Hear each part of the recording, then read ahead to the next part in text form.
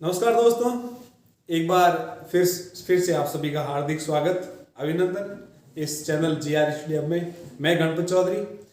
जो पिछला सेशन चल रहा था राजस्थान की उत्पत्ति का सिद्धांत, उसी क्रम को हम आज आगे बढ़ाएंगे। ठीक है ना। आगे बढ़ाने से पहले जो पिछली कक्षा है उसका एक बार हम रिवीजन कर लेंगे ताकि हमें अच्छे से वो सारी चीजें समझ में आ जाए। ठीक है ना। तो मैंने बताया था राजपूतों की उत्पत्ति का सिद्धांत। क्या चल रहा था हमारा टॉपिक? राजस्थान के इतिहास में राजपूतों की उत्पत्ति का सिद्धांत। ठीक है ना। तो इसमें सबसे पहले इतिहासकार आता है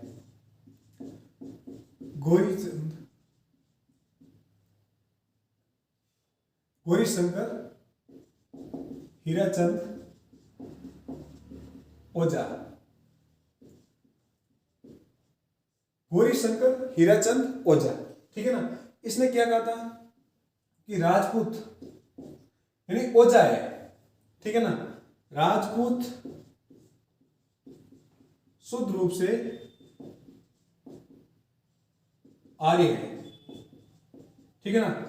यानी ओझा से आ है और आ से आर्य है। ठीक है ना। आपको ये पकड़ना है, पीछे वाला जो वर्ड है ना, गौरीशंकर हीराचंद ओझा। ठीक है ना। यह आपको ऐसा दे दिया जाएगा कि राजपूत शुद्ध तौर पर आर्य है। ये कथन किसका है? ठीक है ना। तो आर्य है, आर्य से ओझा। ठीक है ना। कहीं नहीं, बिल्कुल सिंपल सा जो हमारा सेंटेंस बनेगा और आंसर भी उसका सिंपल सा होगा। कैसे कि राजपूत शुद्ध तौर पर आर्य है। यदि ऐसा ना पूछकर गौरीशंकर हीराचंद का जो कथन है राजपूतों के संबंध में या राजपूतों की उत्पत्ति उसने बताई थी, तो ओझा से आर्य और आर्य से ओझा। ठीक है ना। तो शुद्ध रूप से आर्य और आर्य है तो क्या हो गए? क्षत्रिय। क्या बन गए? आर्य किसको कहते हैं? क्षत्रियों को हम क्या कहते हैं? आर्य। ठीक है ना। फिर दूसरा आता हमारा ये हो गया। दूसरा आता हमारा सीवी वैद्य। ठीक है ना। मतलब आपको एक कड़ी से दूसरी कड़ी, दूसरी कड़ी से तीसरी कड़ी आपको ऐसे पकड़ना है। सीवी वैद्य, वह से वैद्य। ठीक है ना। इसने किया कहा था कि भारतीय वैदिक आर्य की संतान है। ये जो राजपूत है वो भारतीय वैदिक आर्य की संतान है। ठीक है ना। वैदिक आर्य। ठीक है ना। वह से वैद्य और वह से वैदिक। ठीक है ना। आपको ये चीजें याद रखनी। बाकी आपको पूरा सेंटेंस आपको याद हो या नहीं हो, आपको समझ में सिर्फ ये रखना, ओझा से आर्य और आर्य से ओझा, वैद्य वैदिक। ठीक है ना। फिर हमारा तीसरा आता है गोपीनाथ शर्मा। गोपीनाथ शर्मा। ठीक है ना। और इसके साथ एक इतिहासकार और आता है, वह D.R. भंडारकर। ठीक है ना। गोपीनाथ शर्मा के साथ एक इतिहासकार आता है D.R. भंडारकर। ये क्या कहते हैं? अब देखो, ये शर्मा है। ठीक है ना। जैसे हर जाति का व्यक्ति अपनी जाति को महत्व अधिक देता है, तो उस समय जो शर्मा थे यानी ब्राह्मण थे, शर्मा को ब्राह्मण कहते हैं। तो ब्राह्मणों का समाज में बहुत ही उच्च स्थान था। तो इन्होंने कहा, क्या कहा था? क्योंकि ब्राह्मणों का उच्च स्थान था और वो कहाँ रहते थे? राजमहल में। ठीक है ना। और राजाओं महाराजाओं का वो क्या करते थे? गुणगान। क्या करते थे? गुणगान। ठीक है ना। तो ये क्या बताते हैं कि जो राजपूत है ये हमारे ब्राह्मणों से उत्पन्न हुए हैं। ठीक है ना। ताकि इनका जो वर्चस्व है राजा महाराजाओं के दरबार में वो हमेशा उच्च या आदर के रूप में बना रहे। तो इन्होंने क्या कहा था कि राजपूत ब्राह्मण या गुर्जरों की संतान है। गुर्जरों की संतान है। ठीक है ना। तो बात किसकी करे? गोपीनाथ शर्मा। शर्मा क्या है? ब्राह्मण। तो ये बात किसकी करेगा? ब्राह्मण की। ठीक है ना। यानी राजपूत ब्राह्मण और गुर्जरों की संतान है। ये किसका कथन है? गोपीनाथ शर्मा का। और इसके साथ इतिहासकार कौन है? D.R. भंडारकर। ठीक है ना। यहां तक आपको सारी चीजें समझ में आ गई। गौरीशंकर हीराचंद ओझा ने क्या था? इसने कहा था कि राजपूत है जो आर्य की संतान है और आर्य क्या है? क्षत्रिय। सीवी वैद्य ने क्या कहा था कि ये शुद्ध रूप से भारतीय वैदिक आर्य की संतान है। ठीक है ना। गोपीनाथ शर्मा आता है, उसके साथ इतिहास कराता है D.R. भंडारकर। आपको D.R. भंडारकर याद हो या नहीं हो, लेकिन आपको ये शर्मा याद रखना है। शर्मा किसको कहते हैं? ब्राह्मणों को। और इनके इसने क्या बताया था? राजपूतों की उत्पत्ति ब्राह्मणों से या उसके साथ गुर्जरों से। ठीक है ना। यहां तक आपको सारी चीज समझ में आ गई है, तो एक बार इसका स्क्रीनशॉट ले सकते हो आप। ठीक है ना। आगे बढ़ते हैं।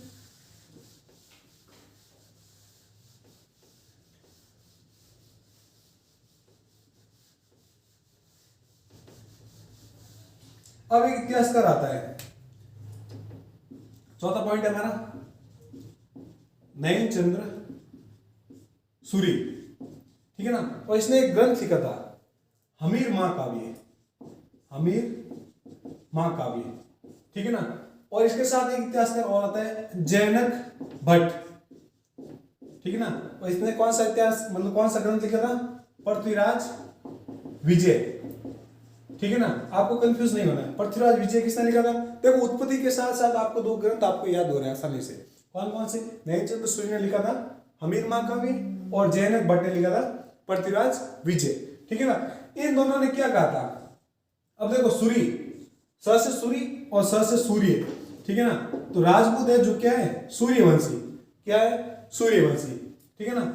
किसने कहा था, नयनचंद्र सूरी, और उसके साथ एक इतिहासकार आता है जैनक भट्ट, ठीक है। तो सूर्यवंशी किस इतिहासकार ने कहा, नयनचंद्र सूरी ने, ठीक है ना। अब पांचवी इंपोर्टेंट बात आती है, एक इतिहासकार आता है हमारे सामने डीपी चट्टोपाध्याय, चट्टोपाध्याय, ठीक है ना। डीपी चट्टोपाध्याय, डीपी का मतलब है देवी प्रसाद, याद रखना आप, पूरा नाम भी पूछ सकते हैं कि डीपी चट्टोपाध्याय का पूरा नाम क्या है, तो देवी प्रसाद चट्टोपाध्याय। इसने क्या कहा था कि राजपूत है ना तो देशी है ना विदेशी है, ना तो देशी है ना ही विदेशी है, तो क्या है, इसने कहा था ये है मिश्रित अवधारणा। मिश्रित अवधारणा का सिद्धांत किसने दिया था, डीपी चट्टोपाध्याय ने। मिश्रित अवधारणा का मतलब क्या है कि प्राचीन समय जो विश्व में 3-4 जातियां और शक्तिशाली जाति है, कौन कौन सी, एक जाति थी शक, सीथियान, हूण और कुषाण, ये जो 4 शक्तिशाली जातियां थी, ठीक है ना। ये जो 4 शक्तिशाली जातियां थी, इसने क्या किया था, भारत पर आक्रमण, क्या किया था, आक्रमण।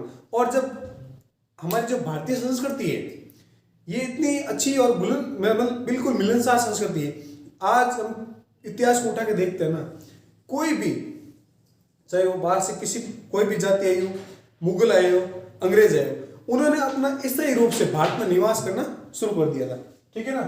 सब सीथियान, हूण और कुषाण, ये खतरनाक मतलब लड़ाकू जाति थी, ठीक है ना। इन्होंने भारत पर आक्रमण किया था, और जब आक्रमण किया था तो इनमें से कुछ लोग यहाँ रुक गए थे, जिनके साथ भारतीय महिलाओं के साथ इनका क्या होता है, वैवाहिक संबंध होता है।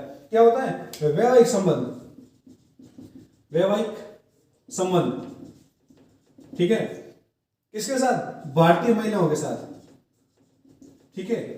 भारतीय महिलाओं के साथ इनका क्या होता है, वैवाहिक संबंध होता है, और उनसे जो उत्पन्न हुए उनको क्या कहते हैं, राजपूत। ये किसने कहा था, डीपी चट्टोपाध्याय, ठीक है। अब एक आप नोट लगा के लिख लो यहां पर, हमारे इतिहास का आता है Colonel James Tod, Colonel James Tod ने राजपूतों को 5वीं जाति बताई है, 5वीं जाति बताया। आपको सीधा पूछ लिया जाए 5वीं जाति की अवधारणा किसने दी थी, कर्नल जेम्स टॉड ने दी, ठीक है दोस्तों। यहां तक आपको सारी चीज समझ में आ गई होगी, ठीक है ना। यहां तक ये जो पढ़ा अभी तक हमने, ये था हमारा पिछला सेशन का, ताकि आपका रिवीजन हो जाए और साथ ही साथ आप इसको पूरा कंटेस्ट कर सको, ठीक है ना। अब डीपी चट्टोपाध्याय के बाद में एक और आता है बीपी चट्टोपाध्याय। उसने क्या कहा था कि राजपूत है जो सामाजिक और आर्थिक क्रियाओं की उपज है, ठीक है ना। ये क्वेश्चन इतना इंपोर्टेंट नहीं है, ना ही आज तक एग्जाम में पूछा गया है, सिर्फ आपको मौखिक रूप से आपको याद रखना है कि डीपी चट्टोपाध्याय की जगह बीपी चट्टोपाध्याय आ जाए तो उसने क्या कहा था कि राजपूतों की जो उत्पत्ति होती है वो सामाजिक और आर्थिक क्रियाओं से इनकी उत्पत्ति होती है, ठीक है ना। अब हमारी क्लास आज वापस मतलब नए सिरे से जो हम आगे की बात कर रहे हैं वो अब शुरू होगी, ठीक है।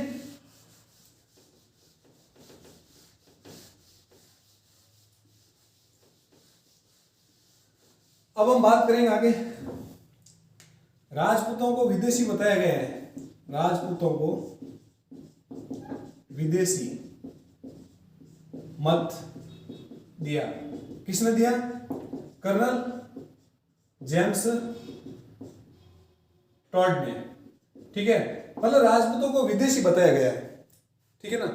पहले तो कर्नल जेम्स टॉड को हमने बताया था कि राजपूत मतलब 5वीं जाति की संख्या किसने दी, कर्नल जेम्स टॉड ने। अब इनको क्या बताएं, विदेशी मत दिया, ठीक है ना। आपको सीधा पूछ लिया जाए कि राजपूतों के संबंध में विदेशी मत किसका है, तो वो है कर्नल जेम्स टॉड का। और इस मत का समर्थन कौन करते हैं, ठीक है ना, समर्थन, ठीक है ना, समर्थन कौन करते हैं, एक इतिहासकार आते हैं सूर्यमल मिश्रण, सूर्यमल मिश्रण, ठीक है ना, सूर्यमल मिश्रण।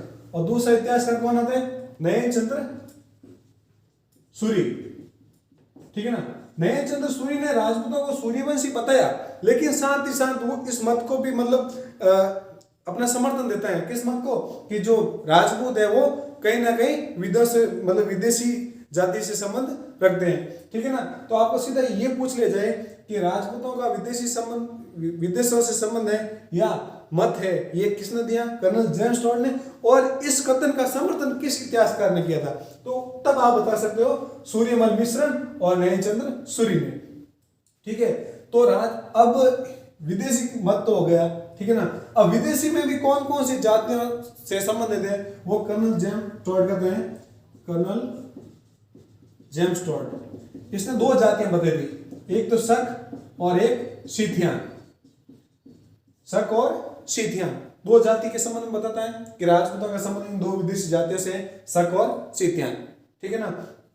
एग्जाम में क्वेश्चन कैसे भी आ सकता है, आपको याद रखना चाहिए या आपको समझना चाहिए कि मतलब चार जाति मिश्रित अवधारणा बताता है, तो वो कौन है, डीपी चट्टोपाध्याय।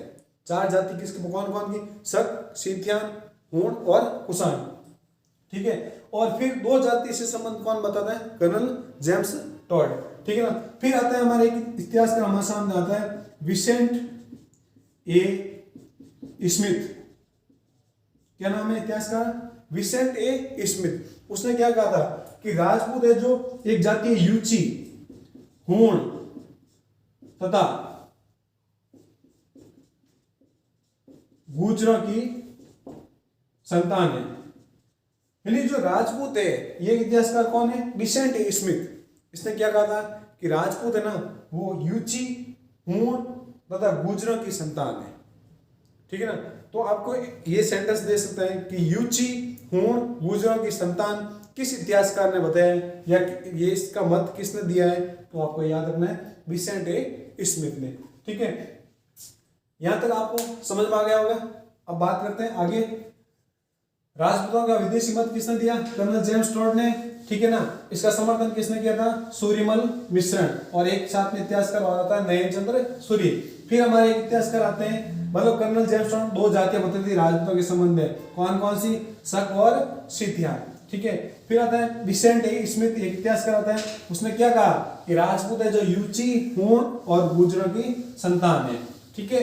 अब आपको एक वेरी इंपॉर्टेंट, मतलब काफी बार उसका क्वेश्चन पूछा गया है, चाहे वो पुरातात्विक विभाग से संबंधित हो या हमारे इतिहास मतलब राजपूतों की उत्पत्ति के संबंध में हो, ठीक है ना। तो एक इतिहासकार आता है कनिंघम अलेक्जेंडर, कनिंघम अलेक्जेंडर, ठीक है ना। कनिंघम अलेक्जेंडर क्या कहते हैं कि राजपूत है जो कुषाणों की संतान है, ठीक है ना। क से कनिंघम और क से कुषाण, ठीक है ना, क से कनिंघम, क से कुषाण, ठीक है ना। आगे होगी आपको समझ में। आपको एक वर्ड पकड़ना है सिर्फ और सिर्फ, बाकी इतिहासकार के नाम आपको रटने नहीं है, सिर्फ और सिर्फ आपको समझना है। यदि आप एक एक सेंटेंस को सही ढंग से पकड़ना सीख गए ना, तो इतने मतलब कैसा भी एग्जाम में क्वेश्चन आ जाए, आपका गोला कभी भी गलत नहीं होगा, ये मैं आपको विश्वास दिलाता हूँ, ठीक है। तो कुषाण, कनिंघम, ठीक है ना।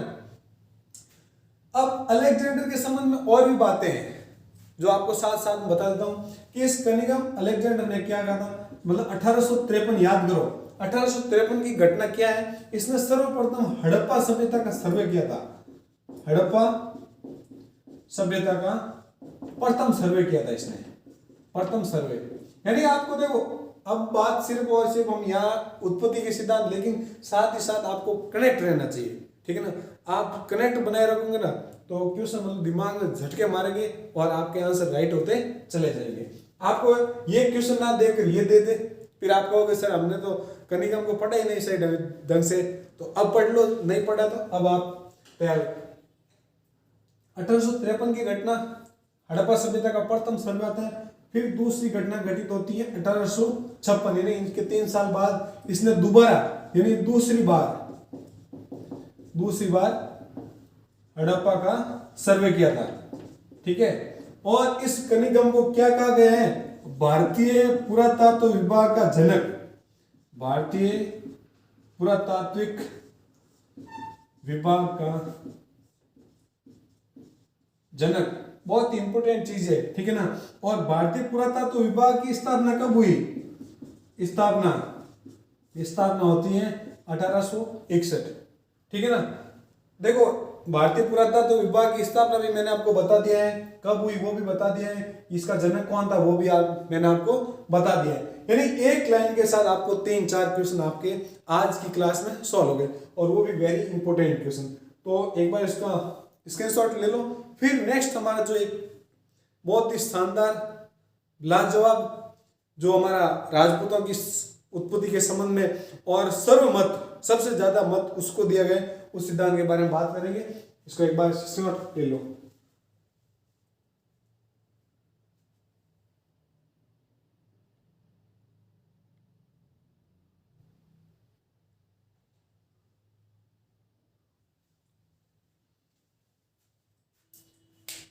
यहां तक समझ में आ गया?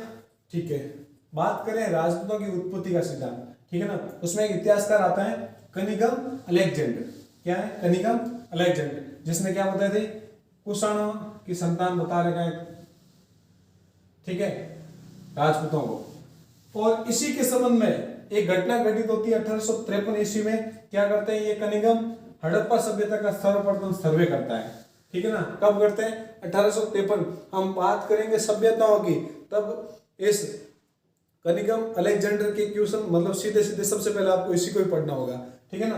1853 में हड़प्पा का सर्वे किया था प्रथम, फिर दूसरी बार सर्वे कब किया था? 1856 ईस्वी में, ठीक है ना। और इसने भारतीय पुरातत्व विभाग का क्या कहते हैं? जनक। किसको?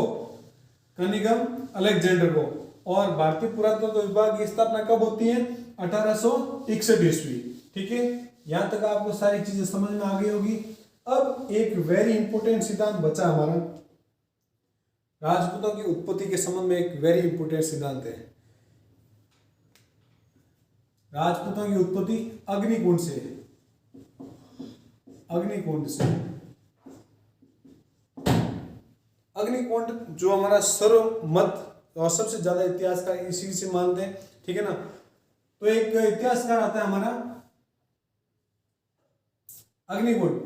अग्निकुंड मतलब ये जो माउंट आबू है ना, वहां एक गुरु है, ऋषि वशिष्ठ, ठीक है ना, ऋषि वशिष्ठ। और इसने कहा यज्ञ क्या कहां पर किया था? यज्ञ किया था माउंट आबू में। ये यज्ञ है, इसको कहते हैं हम अग्नि कुंड, ठीक है ना। और इसमें से 4 जातें निकली थी, ठीक है ना। याद रखना है 4 जातियां, 4 जातियों का क्रम आपको याद रखना है, ठीक है ना। यदि आप क्रम ऐसे भी पूछ सकते हैं कि अग्निकुंड का सिद्धांत किसने दिया, वो भी आपको बता दूंगा। और ये जो अग्निकुंड के संबंध में 4 जातियों का जो सही क्रम है वो आप निर्धारित। तो सबसे पहले आता है प्रथियार, फिर आता है परमार, फिर आता है चालुक्य, और इन्हीं चालुक्यों को क्या कहा गया है? सोलंकी, ठीक है ना। और फिर आते हैं चौहान है, इनको क्या कहा गया है? चौहान, ठीक है ना। तो अग्निकुंड से संबंधित जो सिद्धांत है उसमें 4 जातियां बता रखी हैं, जिसमें आ गया प्रथियार, परमार, चालुक्य या इसी को कहते हैं सोलंकी, और चौहान या चौन, ठीक है ना। इसमें जो चालुक्य या सोलंकी है उनका राजस्थान में इतना उल्लेख नहीं मिलता है, ठीक है ना। इसमें सबसे शक्तिशाली जाति बता रखी है चौहान को, ठीक है ना। और जिनका शासन का उल्लेख नहीं है वो मिलता है, वो कौन सी जाति है? चौहान या चालुक्य या सोलंकी। यानी इन जातियों का अग्निकुंड से सिद्धांत मतलब कैसे उत्पन्न, मतलब जो पहले ऋषि मुनि होते, ठीक है ना, और वो मतलब पृथ्वी को शुद्ध करने के लिए क्या करते थे, यज्ञ, ठीक है ना, बड़े बड़े यज्ञों का आयोजन करते थे। तब जो राक्षस हैं वो इन यज्ञों में बाधा डालते थे और जो ऋषि मुनि थे उनको परेशान करते रहते थे। तब उनसे निपटने के लिए ऋषि वशिष्ठ ने एक यज्ञ किया था और उस यज्ञ से 4 जाति मतलब 4 लोगों को उत्पन्न किया था, ठीक है ना। कहते हैं इनका अग्निकुंड से मतलब जैसे जैसे यज्ञ हुआ था वो 4 सबसे मजबूत, ठीक है ना, 4 मजबूत जातियों का उद्भव हुआ यहाँ से, जिसमें सबसे पहले पर्थिया, परमार, चालुक्य, चौहान, ठीक है ना। और चालुक्यों को क्या कहा गया है, सोलंकी, और चौहान को कहा गया है चौहान। सबसे शक्तिशाली जाति कौन है, चौहान। ये जो अग्निकुंड का सिद्धांत है ये किसने दिया था, सूर्यमल मिश्र ने।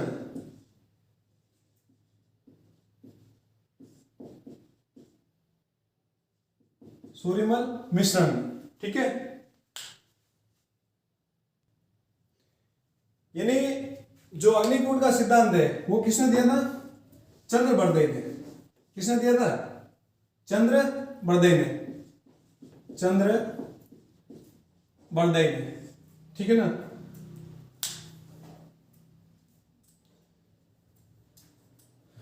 किसने दिया था अग्निकुंड का सिद्धांत, चंद्रबरदई ने। और चंद्रबरदई का एक ग्रंथ है पृथ्वीराज रासो, ठीक है ना। और इसके कितने भाग थे, 18। ये पृथ्वीराज रासो है, इसके भाग कितने, भाग ऐसा 18, ठीक है ना। इन 18 भागों को अलग अलग व्यक्तियों ने लिखा था। तो प्रथम के जो 6 भाग मतलब 8 भाग है, ठीक है, 8 भाग किसने लिखे थे, चंद्रबरदई ने, ठीक है। और फिर 6 भाग लिखे थे किसने, राजाबाई ने। और जो पीछे के 4 भाग बचे, 4 भाग वो किसने लिखे थे, जलन ने। जलन किसका पुत्र था, इस चंद्रबरदई का क्या था, पुत्र था। यानी अग्निकुंड का सिद्धांत किसने दिया था, चंद्रबरदई ने दिया था। कौन से ग्रंथ में, पृथ्वीराज रासो ने। और इस पृथ्वीराज रासो को 3 व्यक्तियों ने लिखा था अलग अलग भागों में। जो प्रथम के 8 भाग है, ठीक है ना, प्रथम के 8 भाग किसने लिखे थे, चंद्रबरदई ने।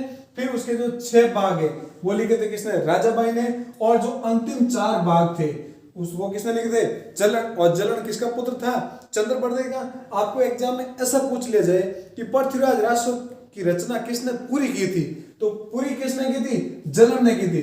किसने की थी, जलन ने,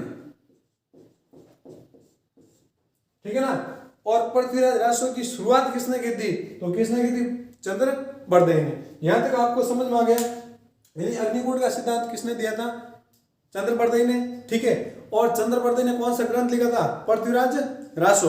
और उसके कितने भाग है, 18 भाग। 18 भाग में से 8 भाग किसने लिखे, चंद्रबरदई ने। 6 भाग लिखे थे राजाबाई ने और 4 भाग लिखे थे इसके पुत्र जलन ने। तो पृथ्वीराज रासो की रचना पूरी किसने की थी, जलन ने की थी। और शुरुआत किसने की थी, चंद्रबरदई ने। इसमें अग्निकुंड के सिद्धांत में क्या था कि ऋषि थे, ऋषि मुनि कौन थे, गुरु ऋषि वशिष्ठ। वशिष्ठ ने कहा यज्ञ किया था कहाँ पे, माउंट आबू। माउंट आबू कहाँ है, सिरोही में, ठीक है ना। उन्होंने किया था यज्ञ और यज्ञ से 4 जातियां उत्पन्न हुई थी। वो 4 जातियां कौन सी, पर्थिया, परमार, चालुक्य और चौहान।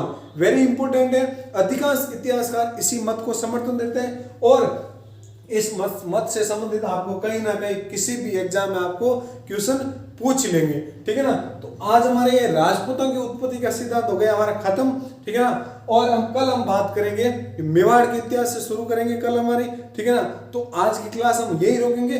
आशा और उम्मीद करता हूँ कि आपको क्लास पसंद आई होगी, ठीक है ना। एक बार इसका वापस रिविजन करते रहें और साथ ही साथ जो हमारी आगे की क्लास है वो हम मेवाड़ के इतिहास से शुरू करेंगे और समथिंग 7 या 8 क्लास में मेवाड़ का संपूर्ण इतिहास मतलब पूरा विस्तार रूप से आपको मैं कंप्लीट करवा दूंगा, ठीक है दोस्तों।